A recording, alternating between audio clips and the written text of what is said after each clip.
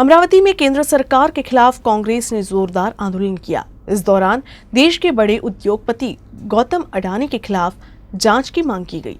गौतम अडानी इन दिनों सुर्खियों में हैं। उनकी कंपनी को हो रहे नुकसान और कंपनी के शेयर के लगातार गिरते भाव की वजह से निवेशकों को काफी नुकसान हो रहा है। अब इस मुद्दे को लेकर कांग्रेस ने अडानी के खिलाफ तो मोर्चा खोल ही दिया है, इसकी आड़ में केंद्र सरकार पर भी निशाना साधा है। अमरावती में आंदोलनकारियों ने केंद्र सरकार से अडानी उद्योग समूह के कुप्रबंधन की तुरंत जाँच करते हुए एक समिति गठित करने की मांग की है। कांग्रेस ने आक्रामक रुख अख्तियार करते हुए केंद्र सरकार का विरोध किया, साथ ही अडानी को गिरफ्तार करने की भी मांग की। VCR bite.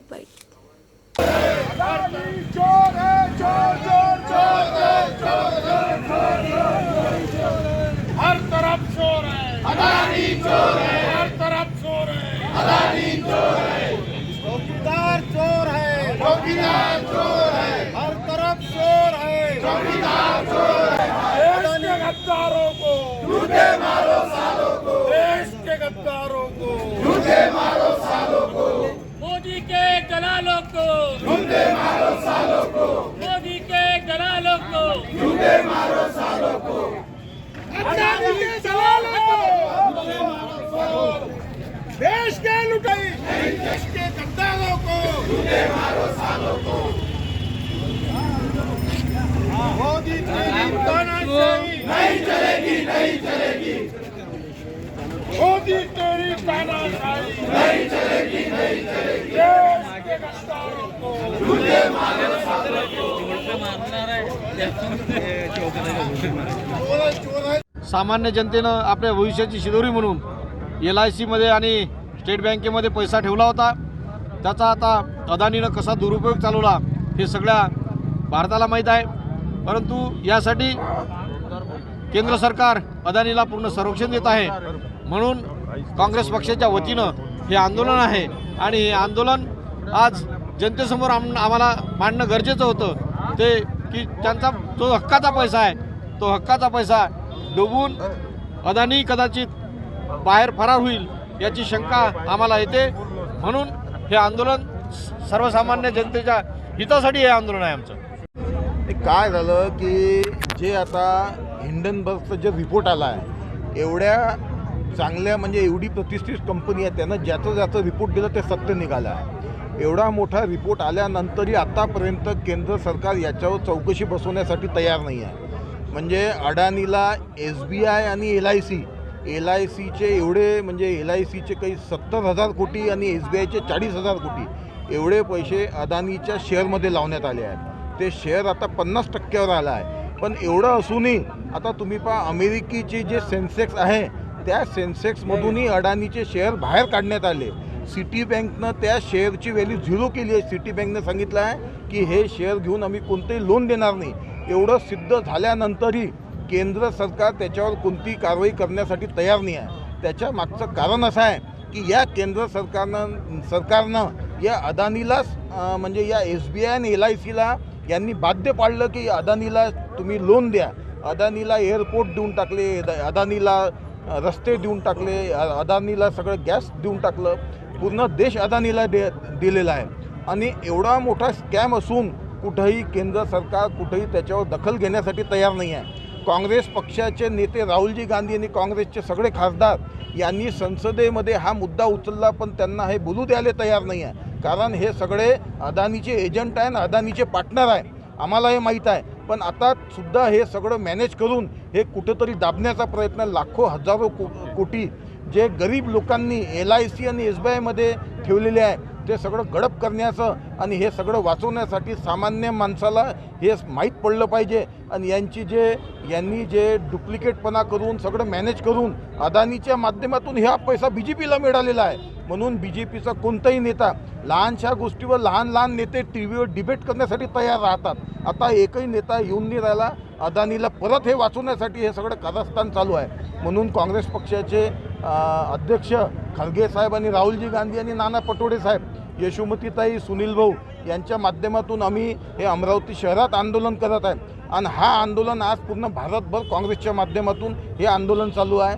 या आंदोलनमध्ये ग्रामीणचे अध्यक्ष बबलूभाऊ देशमुख, आमचे मोठे भाऊ विलासभाऊ इंगोले, मिलिंदभाऊ चिमोटे किशोरभाऊ बोरकर सगळे पदाधिकारी आज इथं आंदोलनमध्ये उपस्थित आहेत. अमरावती जिले के दरियापुर तहसील के हिंगणी मिर्जापुर गांव में खेत में रखी तुअर के ढेर में अज्ञात व्यक्ति ने आग लगा दी। इस आग में किसान की पूरी फसल जलकर तबाह हो गई। अमरावती जिले के दरियापुर तहसील के हिंगनी मिर्जापुर के किसान भरत नवलकर ने अपने 10 एकड़ खेत पर लाखों रुपए खर्च कर तुअर लगाई थी। खेत में तैयार हो चुकी तुअर को काट कर खेत में ढेर कर रखा था, लेकिन किसी अज्ञात शख्स ने तुअर के ढेर में आग लगा दी। आग की वजह से पूरी फसल जलकर बर्बाद हो गई। इससे किसान भरत नवलकर को लगभग 4 लाख रुपए का नुकसान हुआ है। आग की खबर मिलने पर ग्रामीणों ने अपने स्तर पर आग बुझाने का भी प्रयास किया, लेकिन आग भीषण होने के बाद दमकल की गाड़ी को बुलाया गया, लेकिन तब तक पूरी फसल जलकर बर्बाद हो चुकी थी। किसान ने इस संबंध में पुलिस थाने में शिकायत दर्ज कराई है। पुलिस अब इस मामले में आगे की जांच कर रही है।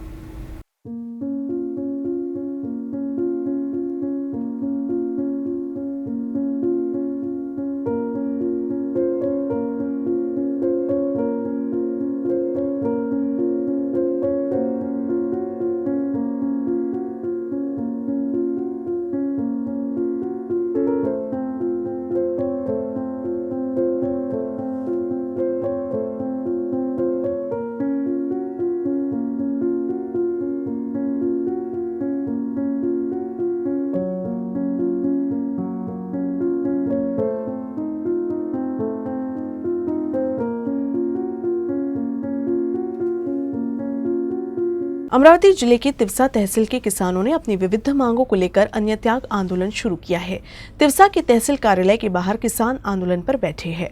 अमरावती जिले में खरीफ सीजन में भारी बारिश हुई थी, जिससे जिले में खरीफ फसल को काफी नुकसान हुआ है। लेकिन अमरावती जिले के तिवसा तहसील के वरखेड़ मंडल के किसानों को भारी बारिश से हुए नुकसान के बावजूद सरकार की ओर से कोई भी मदद नहीं मिली है। यहाँ वर्षा मापक यंत्र के खराब होने की वजह से वर्षा के सही आंकड़े नहीं मिले थे, जिसका खामियाजा अब यहाँ के किसानों को उठाना पड़ रहा है। किसानों ने बारिश से हुए नुकसान की भरपाई के लिए सरकार से मदद की मांग करते हुए किसानों ने आंदोलन का रास्ता अपनाया है। अन्नदाता किसानों ने अपनी समस्या की ओर सरकार का ध्यान आकर्षित करने और मदद के लिए अन्न त्याग आंदोलन किया है। माता की जय, जय जवान, जय किसान, जय जवान, जय किसान। असे कसे देत नाही, घेतल्याशिवाय राहत नाही, असे कसे देत नाही, घेतल्याशिवाय राहत नाही। जय जवान, जय किसान, जय जवान, जय किसान। अतिवृष्टीचे पैसे मिळालेच पाहिजे, मिळालेच पाहिजे, मिळालेच पाहिजे, अतिवृष्टीचे पैसे मिळालेच पाहिजे, मिळालेच पाहिजे, मिळालेच पाहिजे। अरे असे कसे देत नाही, घेतल्याशिवाय राहत नाही, अरे असे कसे देत नाही, घेतल्याशिवाय राहत नाही। जय किसान, जय जवान, जय किसान, जय जवान। अन्नत्याग आंदोलन सुरू केले आहे। आपणा सर्वांना माहीतच आहे, तालुक्यामध्ये सर्वाधिक नुकसान जर झालं असेल ते वरखेड मंडळमध्ये। अतिवृष्टीमुळे शेतकऱ्यांचं एवढं नुकसान, शेतीचं नुकसान झालं, पिकाचंही नुकसान झालं, परंतु त्या कृषी विभागाच्या अलगर्जीपणामुळे वरखेड मंडळाचे शेतकरी आजही मदतीपासून वंचित राहिले। गेल्या 6 महिन्यापासून आम्ही शासन दरबारी चक्रा मारत आहोत। आम्हाला सांगितलं जाते की 8 दिवसात येईल, 15 दिवसात येईल, परंतु अजूनपर्यंत एक दमडीही शेतकऱ्याच्या खात्यात आले नाही। त्यामुळे आज आम्ही या ठिकाणी आजपासून अन्नत्याग आंदोलन सुरू केलेलं आहे आणि जोपर्यंत शेतकऱ्यांच्या खात्यामध्ये पैसे जमा होणार नाही तोपर्यंत आम्ही हे आंदोलन मागे घेणार नाही। मग त्यासाठी आमचा जीव गेला तरी चालेल, पण शेतकऱ्यांना न्याय मिळवून दिल्याशिवाय आम्ही मागे हटणार नाही। महसूल मंडळातील शेतकऱ्यांच्या अतिवृष्टीची नुकसान भरपाई म्हणा किंवा तिवसा तालुक्यातील संत्रा उत्पादक शेतकऱ्यांची नुकसान भरपाई अजूनपर्यंत महाराष्ट्र शासनानं दिलेली नाही आहे। त्याकरता वारंवार शेतकऱ्यांनी आणि काँग्रेस पक्षानं वारंवार त्याचा रास्ता रोको म्हणा किंवा इतर आंदोलनं केले आहे, तरीही सरकारचे डोळे उघडत नाही आहे। त्या विरोधात परिसरातली शेतकरी आणि तिवसा तालुका काँग्रेस कमिटीचा अध्यक्ष म्हणून या शेतकऱ्याच्या पाठीशी आमच्या नेत्या माजी मंत्री माननीय आमदार यशोमतीताई ठाकूर आणि तिवसा तालुका काँग्रेस कमिटी भक्कमपणे या शेतकऱ्यांच्या पाठीशी आहे आणि शासनाने लवकरात लवकर याचा तोडगा काढावा व शेतकऱ्याच्या पदरी 2 पैसे टाकावे।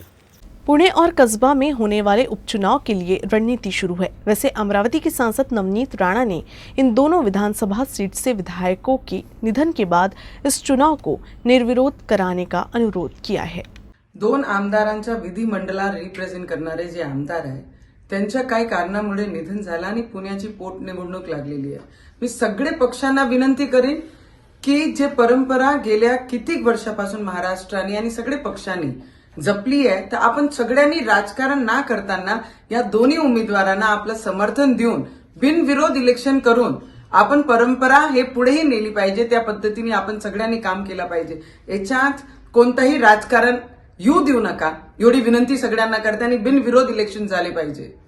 अमरावती जिले के मेलघाट परिसर के कोलकास मुख्य मार्ग पर रात के वक्त एक बाघ शान से सड़क पर घूमता हुआ नजर आया.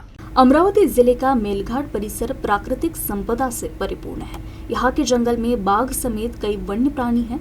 कई बार तो कुछ वन्य प्राणी सड़क पर भी घूमते हुए दिख जाते हैं. ऐसे ही कोलकास मार्ग पर रात के समय एक बाघ बड़े ही शान से सड़क पर घूमते हुए नजर आया. रात के करीब 11 बजे मार्ग से होकर गुजरने वाले लोगों को बाघ दिखा, जिसके बाद लोगों ने बाघ को आने जाने के लिए अपनी गाड़ी रोक दी. सुनसान रात में बीच सड़क पर बड़े ही शान से घूम रहे बाघ की देखते हैं एक झलक.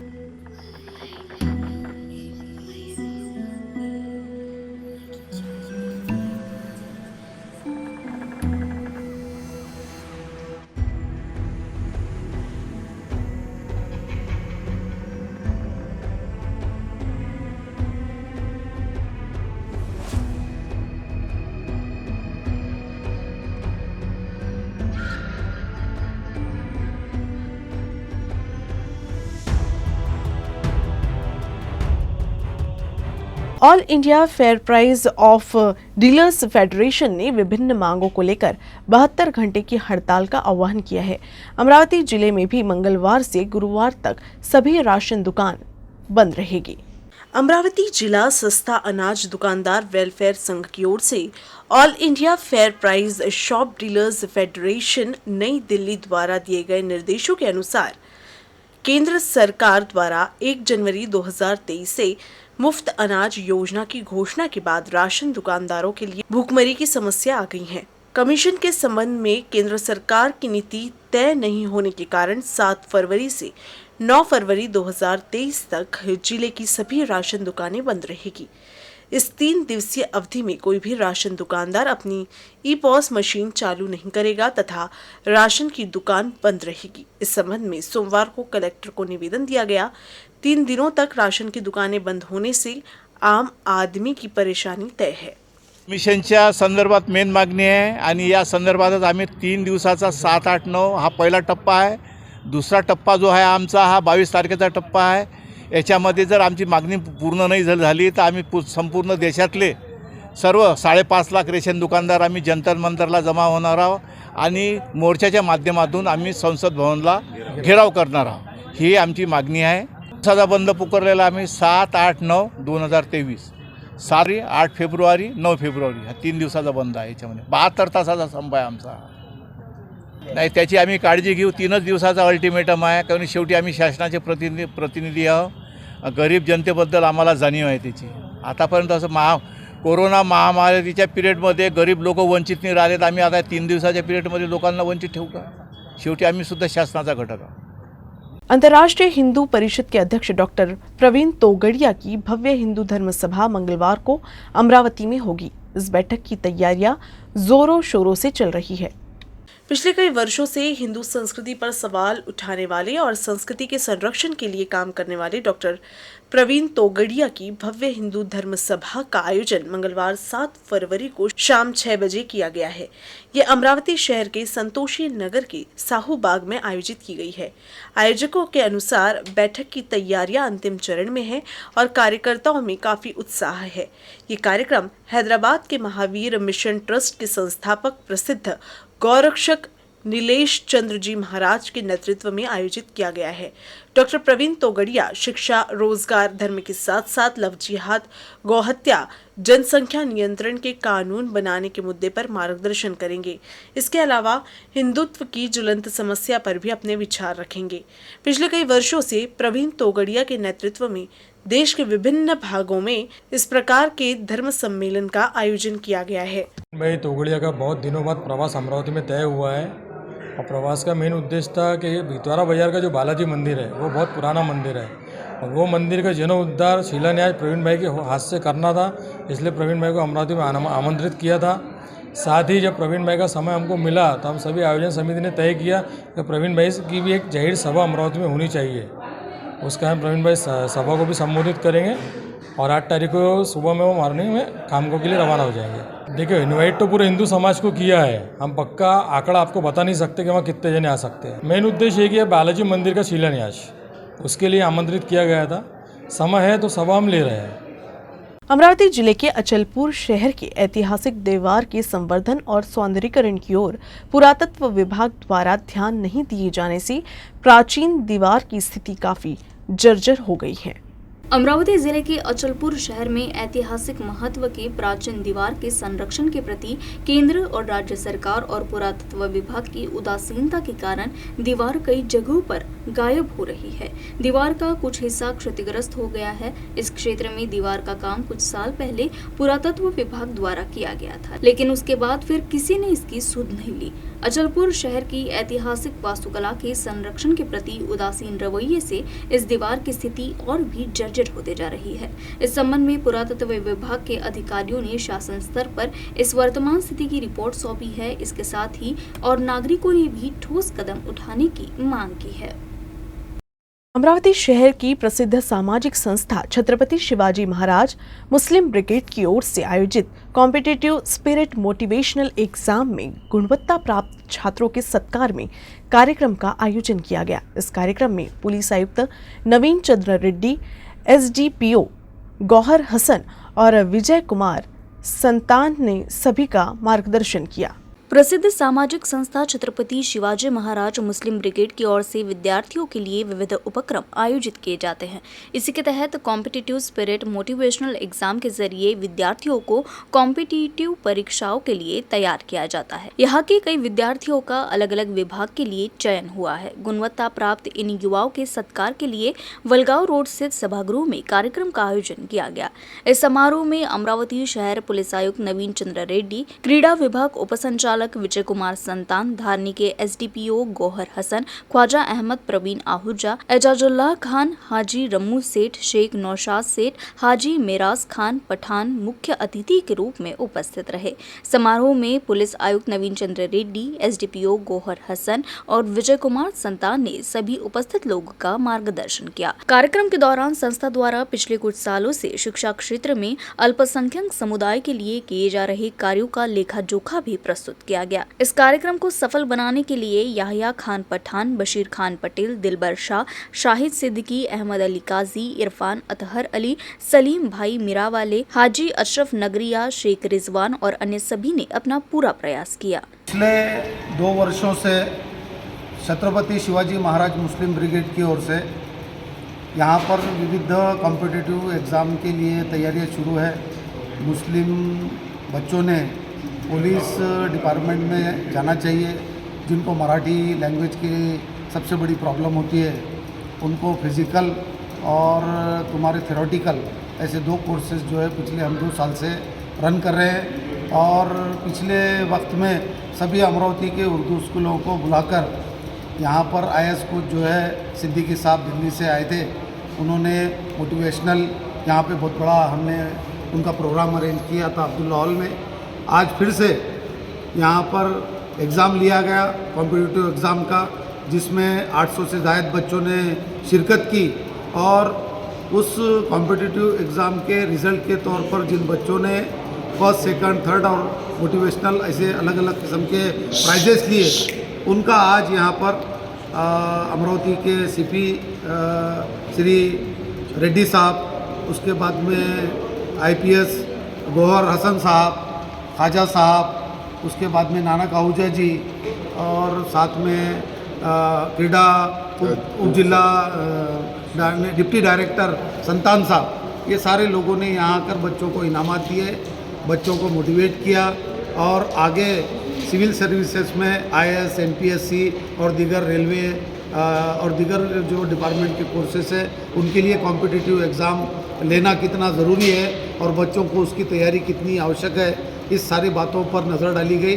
और हमारा आगे का जो फ्यूचर में प्लान है कि कॉम्पिटिटिव एग्ज़ाम के लिए अच्छे से अच्छे क्लासेस जो है हमारे मुस्लिम ब्रिगेड की ओर से हम कायम करेंगे और बच्चों को इसकी तरगीब देंगे ताकि वो आने वाले दिनों में सिविल सर्विसेज में अपनी नुमायाँ कामयाबी को जा सके, पा सके और उनको फ्यूचर उनका ब्राइट हो सके। छत्रपति शिवाजी महाराज मुस्लिम ब्रिगेड की तरफ से आज कॉम्पिटिटिव स्पिरिट एग्ज़ाम जो ली गई थी 8 जनवरी को, उसका बख्शिश वितरण समारोह यहाँ पे रखा गया था अल अजीज़ हॉल में। ऐसे तमाम अधिकारियों को बुलाकर यहाँ पे आज बच्चों को उनका सम्मान पुरस्कारों से सम्मानित किया गया। इसका उद्देश्य ये था कि आज हम लोगों के देखने में ये आ रहा है कि ज़्यादातर बच्चों का और पेरेंट्स का जो झुकाव है वो नीट की तरफ, यानी कि मेडिकल लाइन की तरफ और इंजीनियरिंग की तरफ है। लेकिन सिविल सर्विसेज में भी हम लोग जा सकते बल्कि बड़े आसानी से सिविल सर्विसेज में जा सकते। ये बात को लेकर बच्चों में और पेरेंट्स में अवेयरनेस लाने के उद्देश्य से हम लोगों की ये पहल शुरू है छत्रपति शिवाजी महाराज मुस्लिम ब्रिगेड की। और पिछले 2 साल से हम लोग ये कोशिश कर रहे हैं कि हमारे बच्चों के अंदर सिविल सर्विसेज के अंदर जाने के लिए उनको किस तरह से प्रवृत्त किया जाए, ये हमारी कोशिश जारी है। और हमारा पुलिस भर्ती का क्लास भी शुरू है जिसके अंदर 138 बच्चे माशाल्लाह ट्रेनिंग ले रहे हैं और बहुत सारे बच्चे जो है अभी ट्रेनिंग के लिए वगैरह पुलिस की जो भर्तियां शुरू है उस प्रोसेस में शुरू है वो लोग अभी। और इस प्रोग्राम को सक्सेस बनाने के लिए हमारी जो टीम है, हाजी मेराज का पठान, हाजी समीउल्लाह खान साहब, शाहिद सिद्दीकी साहब, रिजवान दानिश साहब, दिलबर शाह भाई हमारे, और डॉक्टर जुबैर है, अहमद भाई है और बशीर पटेल साहब है, कमर काजी साहब है पत्रकार, और ऐसे हमारे बहुत सारे जो साथी है जो हम लोग ये रात दिन मेहनत कर रहे हैं कि किसी भी तरीके से हमारे बच्चों के अंदर जो स्पर्धा परीक्षाएं होती है कॉम्पिटिटिव एग्ज़ाम, उसकी तैयारी करवाई जाए। और इस एग्ज़ाम के ज़रिए से हमको ये पता चला कि नूरनगर जैसे स्लम एरिया में रहने वाली एक जो गरीब घर की बच्ची है उसने यहाँ पे 2nd प्राइज़ हासिल की और उसकी राइटिंग भी बहुत अच्छी है और वो आगे चल के MPSC UPSC की पढ़ाई करने के लिए उसके पेरेंट्स से हम लोगों ने बात की तो उन्होंने इंटरेस्ट बताया। और हमारी ऐसी कोशिश है कि आने वाले 4-5 सालों में इंशाल्लाह फ्री कोचिंग भी अभी शुरू करने वाले हैं और आने वाले 4-5 सालों में इंशाल्लाह अमरावती शहर से हमको 2 या 3 मुस्लिम बच्चे IAS या IPS अधिकारी बनाना है, ये हम लोगों का टारगेट। न्यूज रूम से बस इतना ही। खबरों का सिलसिला यूं ही चलता रहेगा। आप देखते रहिएगा UCN न्यूज़ अमरावती।